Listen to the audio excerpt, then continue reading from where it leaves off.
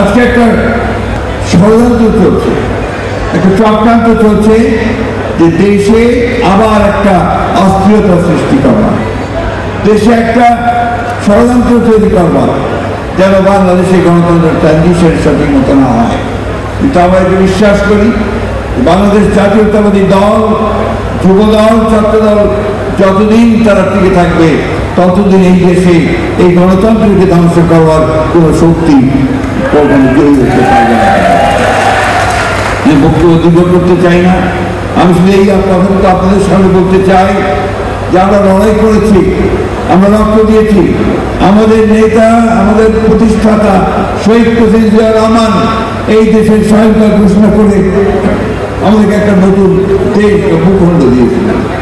আমাদেরকে 1975 সালের পরে তিনি সংস্কার করেছিলেন রাজনৈতিক কাঠামোর, একদলীয় শাসন ব্যবস্থা থেকে বহুদলীয় গণতন্ত্রে নিয়ে এসেছিলেন।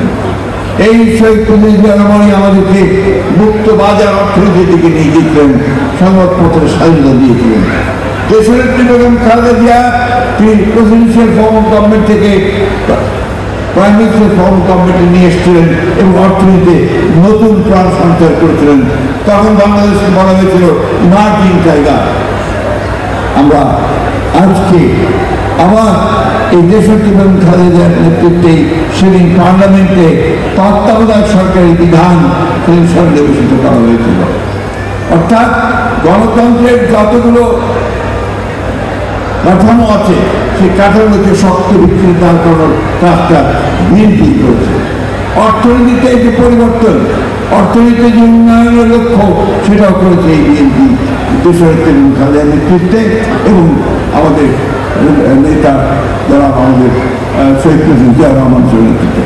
আমরা আশা করছি আমাদের নেতা তারেক রহমান সাহেব আমাদেরকে যে পথ দেখাচ্ছেন, যে কথাগুলো বলছেন অর্থনীতি সম্পর্কে, রাজনীতি সম্পর্কে, তিনি দেশের সামনে যে স্বপ্ন তুলে ধরছেন সেই স্বপ্ন শুনে আমার একটি কথাই মনে হয়, মার্টিন লুথার কিং এর সেই ঐতিহাসিক কথা, I have a dream, Tarique Rahman has a dream. ইনশাআল্লাহ সেই ড্রিম নিয়ে আমরা সামনের দিকে এগিয়ে যেতে পারবো এবং আমরা জয় করবো। উই শ্যাল ওভারকাম ইনশাআল্লাহ। সবাইকে ধন্যবাদ জানিয়ে আমরা একটা দুঃসময় পার হয়ে এসেছি, দীর্ঘ সময় আমরা পার হয়ে একটা যুগ সন্ধিক্ষণে এসেছি। এখন একটা আমরা ট্রানজিশন পিরিয়ডে আছি, যখন আমরা গণতন্ত্রের দিকে এগিয়ে যাওয়ার একটা স্বপ্ন দেখছি, সুযোগ পেয়েছি। আমাদের সামনে এটাই সবচেয়ে বড় চ্যালেঞ্জ যে একটা ধ্বংসপ্রাপ্ত অর্থনীতি, একটা ধ্বংসপ্রাপ্ত রাজনৈতিক কাঠামো, সেটাকে আবার ভিত্তি তৈরি করে তাকে তৈরি করে আমাদেরকে আবার সামনের দিকে নিয়ে যেতে হবে। কিছুদিন আগে সম্ভবত সাইদ আবদুল্লাহ এই কথাটা বলেছেন যে বিএনপি এটাকে কাকতালিয়ে বলবো না ভবিতব্য বলবো জানি না, যখনই দেশ ধ্বংসপ্রাপ্ত হয়, যখনই অর্থনীতি ধ্বংস হয়ে যায়, তখনই বিএনপি সেই দায়িত্বে এসে পড়ে এটাকে আবার পুনর্গঠন করার জন্য। প্রতিদিন সময় তাই ঘটেছে। আজকে এখন আবার যা মনে হচ্ছে তাতে করে বিএনপিকেই হয়তো সেই দায়িত্বটা নিতে হবে, এই চ্যালেঞ্জকে মোকাবেলা করতে হবে।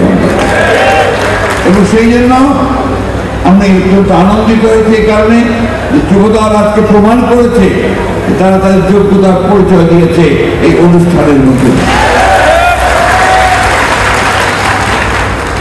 আমাদের সামনে অনেক চ্যালেঞ্জ, আমাদের রাজনৈতিক কাঠামোকে ভেঙে দেওয়া হয়েছে, অর্থনৈতিক ভিত্তিকে ধ্বংস করে দেওয়া হয়েছে।